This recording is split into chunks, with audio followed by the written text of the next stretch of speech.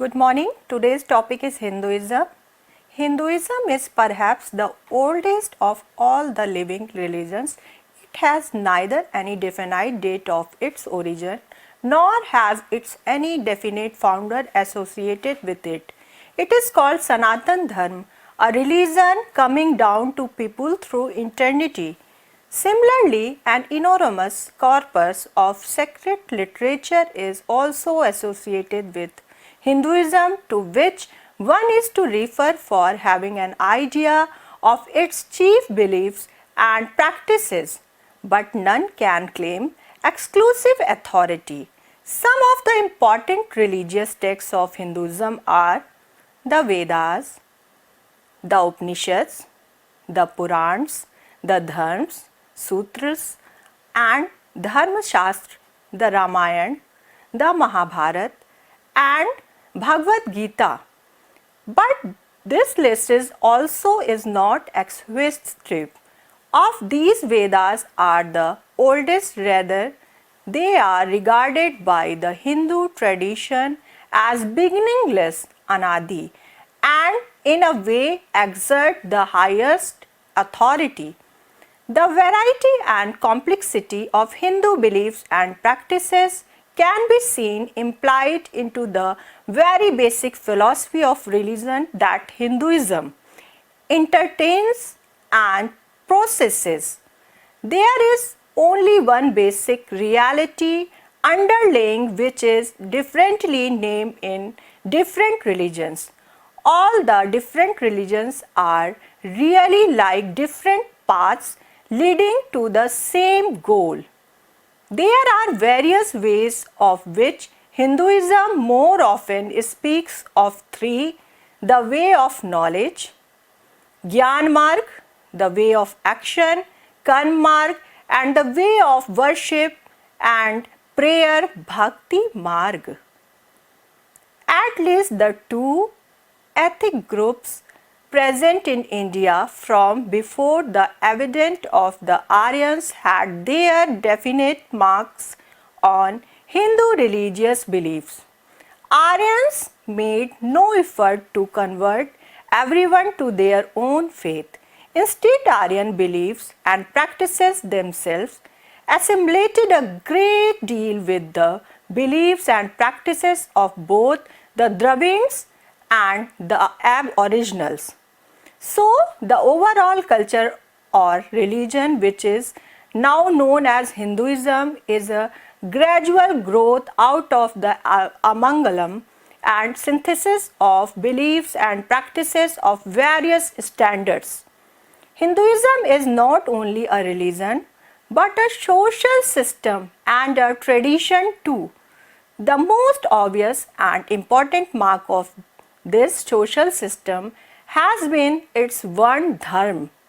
As a matter of fact, traditionally, only he has been able to be a Hindu who has belonged to any of the four varnas present in Hindu social system. Any other thing which has bound Hindus together as one religious group, in spite of their differences in belief and practices, can be said to be their faith in the supremacy of the Vedas as well as their regard and respect for some other religious texts such as the Ramayana, the Mahabharata and the Bhagavad Gita. Basic features of Hinduism as a religion. Hinduism is an ancient Arya Dharma of Hindus.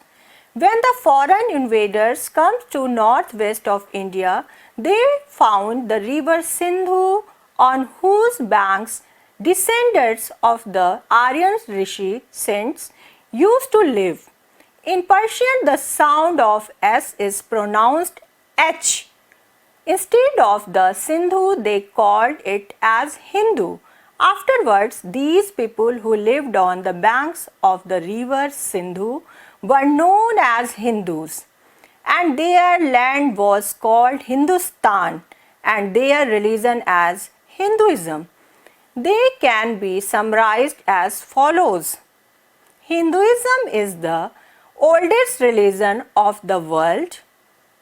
Hinduism is polytheistic, monotheistic, monastic and atheistic, all at the same time. Beside the Vedas, there are many other texts such as the Upanishads, the Ramayana, the Mahabharata, the various Puran, the Bhagavad Gita, etc., which are regarded as sacred texts of Hinduism, and Hindus so often repeat lines from them as a mark of their sacred practices. Hindus believe in the highest authority of God. They accept that God is the ultimate reality. Hinduism believes in the supremacy of the spiritual over the profane and the material. There is a spiritual order or realm which is the basic, the essential and the eternal. Hinduism firmly believes that the essential nature of man is spiritual. The bodily aspect of man is not external and superficial. In his inner and essential being, man is a soul. This soul is man is immortal, nothing can destroy it. In continuation of its belief in the immortality of the human soul, Hinduism believes in the transmigration of the soul from one body to another body, from the old to a new one. This is more popularly known as the doctrine of rebirth in Hinduism. This transmigration of soul from one body to another, rebirth, is not, however, taken as something desirable in Hinduism. It is a sign of soul's bondage which dictates continued suffering. Rebirth, therefore, is not a boon but a curse which must be got rid of. What causes this chain of birth and rebirth and the consequent bondage and suffering is man's own action, karma. Hinduism firmly believes in what is called the law of karma. This law implies that no action done by any man goes in vain. It necessarily bears its fruits, and the man doing the action has to reap the fruits of his action. The action which generate fruits and which causes rebirth are known as attached actions, sakam karma. Such actions are actions done with a sense of attachment, with some narrow, egoistic passion or desire. Actions opposed to these, actions done with a sense of non-attachment, are known as non-attached actions, nishkam karmas. Thus, action done with a sense of attachment, kamna, is root cause of man's continued involvement in the chain of birth and rebirth. As indicated above, release from the chain of birth and rebirth is possible. This continuing chain is not the destiny of man. The destiny according to Hinduism is moksha, which is life eternally, a life of pure spirituality. Moksha is attainable by the adoption of any following three paths: the path of knowledge, the path of action, and the path of devotion to God. The path of knowledge is the path of attaining true knowledge about the nature of reality by direct realization God. Hindu beliefs in God ranges from polytheism through aspect monism to a concrete monotheism. Vedas are regarded as the most original source of Hindu faith, and they are clearly polytheistic in nature. They abound in various gods and goddesses, of whom Varun, Mitra, Agni, Indra, etc. seem to be prominent, although in later Hinduism these gods have hardly any hold on the common mass. Still, polytheism, having other gods and goddesses such as Ganesh, Hanuman, Durga, Kali, etc., seems to be the dominant faith of the average Hindu.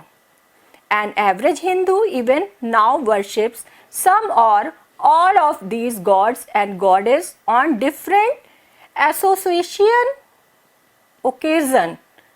There is a clear indication of monotheism also when the Vedas do claim that the same one really is called the various names. The former speaks of God as the attributeless absolute Nirgun Brahma, while the latter takes God as Lord, the inner controller, who indwells the entire cosmos.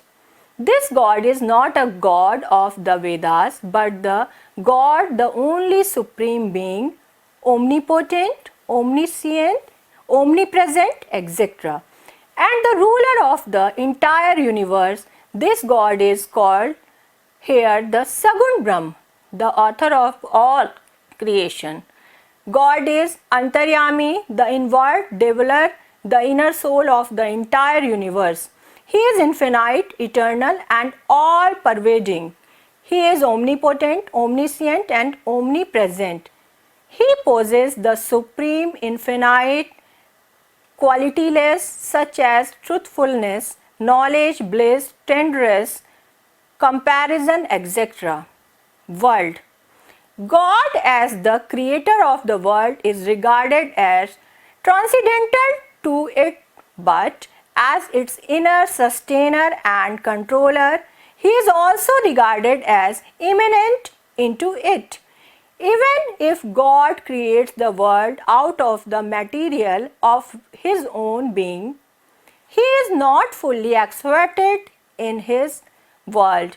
This is clear from the following extract from the Purush Sukta of the Rig Veda, which speaks in a figurative way about the fact that although God is present everywhere in the world, he is not exalted into it.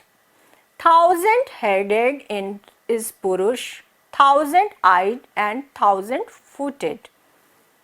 As to the nature and status of the world, the general Hindu belief is that although the world is dependent upon God, it is nevertheless real. It is a real creation of God and is a ground for human action by which his future life will be determined.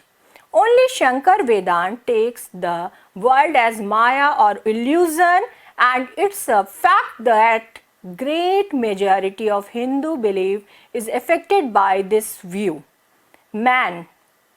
In Hinduism, man has been given a very high status. He is not the only, the highest creature of the world. He is often given a status equal to God. The concept of Nar Narayan, man and God, in Hinduism speaks of the godly status, and man has been given. Shankar's identification of human self with Brahm is also an indication of this truth. This Atma or soul constitutes the real being of man, and it is really the infinite within the apparently infinite man. Man is therefore regarded infinite, finite. In nature, Tagore has recently very much emphasized this infinite aspect of man's nature in his book Religion of Man.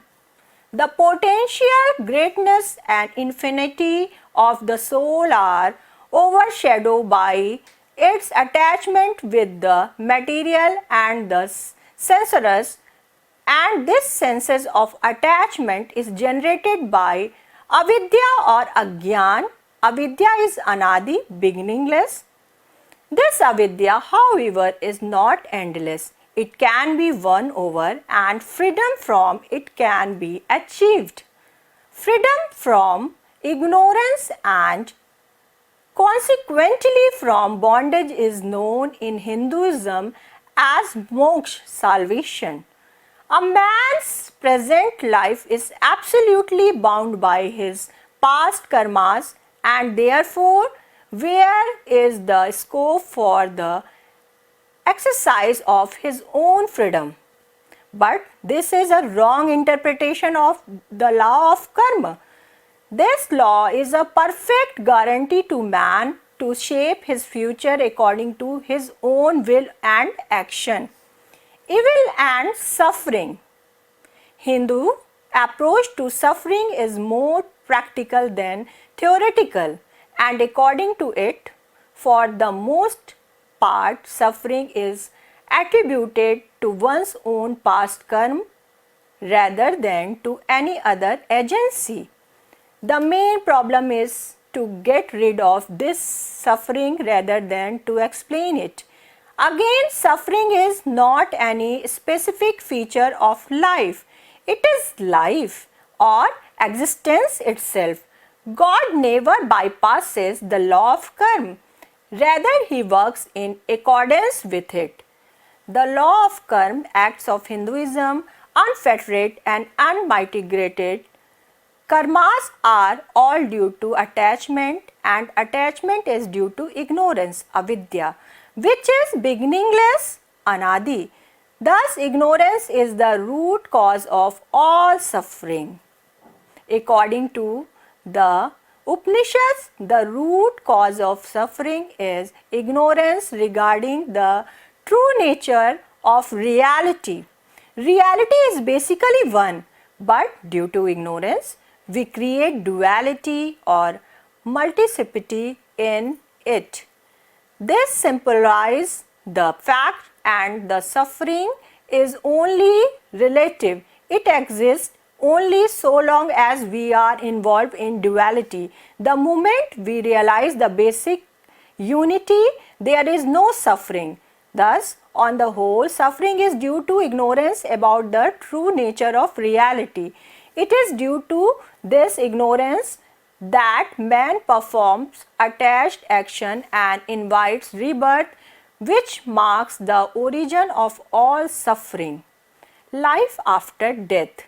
Hinduism also believes that life of man does not end with his physical death.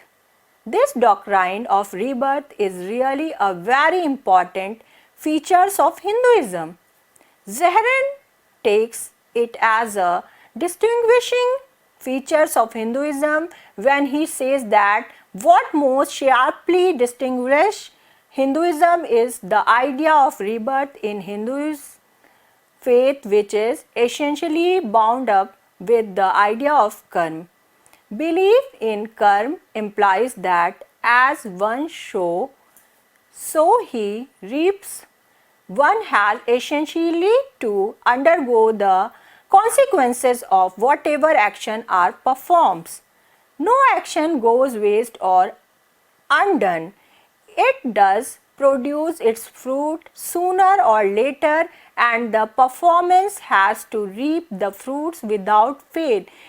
If one does not undergo the consequences of his action in his life, he has to undergo them in a life after death. Rebirth is therefore a necessary consequence of the action done in one's previous life, the consequences of which he has not been able to undergo. In Ramanuja's or Bhagavad Gita's connection of moksha, the soul after liberation attains a similarity or likeness of nature with God and lives is eternal nearness to or communication with Him. Liberation in Hinduism, of course, means freedom from all sorts of worldly bonds. especially freedom from the cycle of birth and rebirth, but it does not necessarily imply immediate cessation of physical body. Hinduism, along with its offshoot Buddhism, believes in what is called Jivan Mukti, liberation in this life itself. Hindu ethics, ways of prayer, ritual, etc. As ignorance is the root cause of bondage in Hinduism, naturally, knowledge is regarded as the means to liberation. In some causes, as we have said earlier, knowledge itself is taken as moksha and not that it is a means to moksha. In any case, knowledge seems necessary for moksha. It is the karmas which bind and therefore they must be checked. Ethics therefore cannot have any place in Hinduism as a means to liberation. For liberation, all sorts of karma must be renounced. The Bhagavad Gita gives the following list of duties for which class separately. For a Brahman, self-control, austerity, purity, forbearance, uprightness, wisdom, knowledge and faith in religion. For a Kshatriya, heroism, vigor, standless, resourcefulness, not feeling from that battleground, generosity and leadership qualities. For a Vaishya, agriculture, tending, castle and trade. For a Shudra, service to all the above classes. Then there are ashram dharma, duties assigned to each individual in accordance with the state of life which he is crossing at a particular time. Life of each individual is Hinduism has been divided into 4 gradual stages. These are called ashram. The stage of brahmacharya, the stage of grahastha, the stage of vanaprastha, the stage of sannyas. Principal sects, there are only 2 sects in Hinduism, Shaivism and Vaishnavism. Generally speaking, but one more sect, Shaktism, has also been recognized in it. In a sense, this sect may be regarded as an offshoot of Shaivism itself. Shaivism is the same given to the Hindu sect which takes Shiv worship as its principal religious duty. Shiv worship was first of all popularized by Shankar, the greatest Vedantist, in his effort to fight against the spread of Buddhism in India. Later on, Kumaril took over the task upon his shoulder. Both Shankar and Kumaril tried to popularize Shaivism in a bid to render Hinduism appealing to the general mass. The other great sect is that of the Vaishnavism. This sect is very little associated with asceticism or other worldly practices. Vaishnavism was first popularized by Ramanuj and his successor Madhav. The sect mark of the Shaktas is the Tripuran, which has a sexual significance. Lord Ram, Krishna, Goddess Kali, Lakshmi are regarded entities. Thank you.